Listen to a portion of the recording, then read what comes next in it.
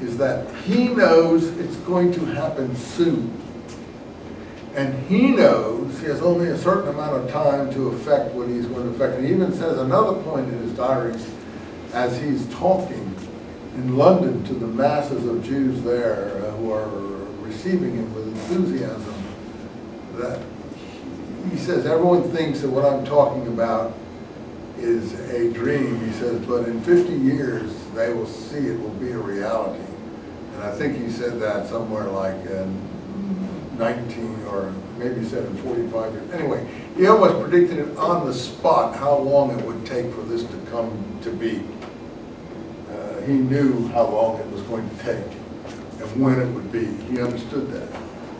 But he worked himself so hard. He ran to Palestine. He went to meet the Ottoman emperor, the Sultan. He went to the British governments. He went to all the Russian governments, the German governments, and they received him as an emissary of the Jewish people for some reason.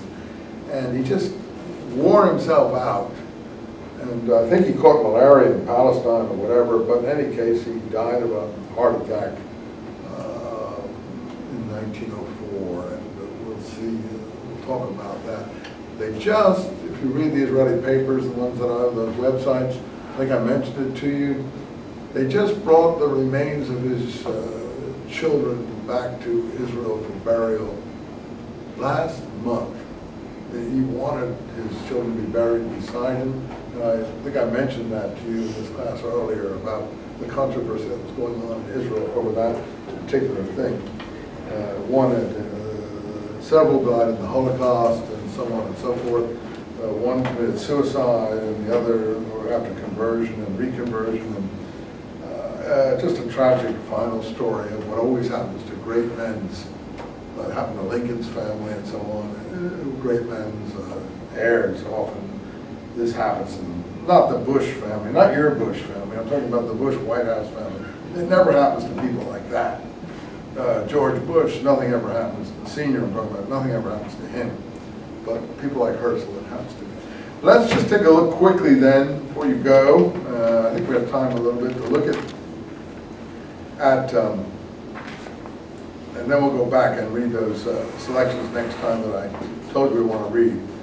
Kalischer, Alkali, Hess, Pinsker, Herzl, and so on. Won't read them all next time, we'll read some of them.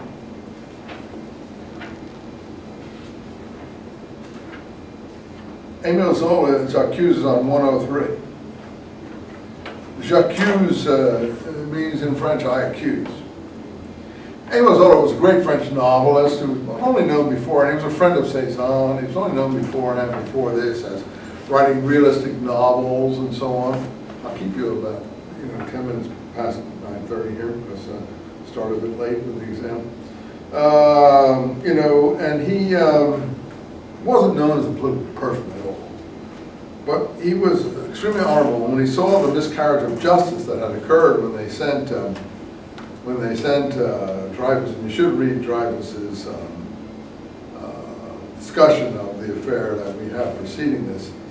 He finally wrote a letter to one of the principal French newspapers, addressed to the President of the French Republic. Monsieur le Président, 103, will you permit me in my gratitude for the kindly welcome you once extended me to have a care for the glory that belongs to you as, of course, the President of the country, to say to you that your star, so lucky that it was threatened with the most shameful, most ineffaceable stain, etc., etc. What a mud stain on your name. I was going to say on your reign is this abominable Dreyfus affair. Esterhazy was the one who actually did it, and he framed Dreyfus and so on. They acquitted Esterhazy. France has the stain upon her cheek. And you, 104, Monsieur le Président, will I cry this truth with all the force of an honest man's revolt. Because of your honor, I am convinced that you are ignorant of it.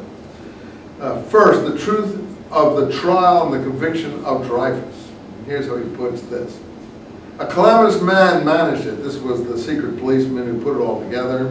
That is the trial and the frame-up. Has done it all. Colonel du Paté de Clam, then a simple major. He is the entire Dreyfus case. be fully known only when a sincere investigation shall have clearly established his acts and responsibilities. He appears as the most heady, the most intricate of minds, haunted with romantic intrigues, delighting in the methods of the newspaper, novels, stolen papers, anonymous letters, meetings in deserted spots, mysterious women. It is he who conceived the idea of dictating there was some sort of letter that was supposed to be in Dreyfus's handwriting that was found in a trash basket. Anyway, he goes through all those things and explains what this Major du Pâté de Clam did over the next few other pages. This was all printed in the newspaper, an attack on the French army and so on. You can read that yourselves. And then on page 107, he just talks about how they stir France up.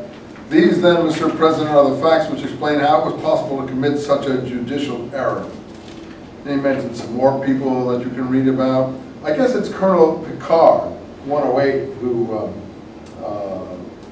Dreyfus portrays in the movie, has done his duty as an honest man. He's the one, apparently, who came forward and started to unravel this, and even though he was no Semite or anti-Semite, he was just an honorable man, and he started to bring the truth forward within the army. 110. There you have then, Mr. President, the Esterhazy case, a guilty man to be declared innocent. Further along, Dreyfus has been condemned for the crime of treason by council of war. Then he is guilty, and we at council of war cannot declare him innocent. Now we know that to recognize Esterhazy's guilt would be to proclaim the innocence of Dreyfus. Nothing can turn them from that course. So the reasoning of the court-martial later on that reconsidered it was, we would have to admit a mistake, which would be ludicrous, therefore we're not going to do that. They talk to us, next paragraph in 110 at the bottom, of the honor of the army. They want us to love it, respect it.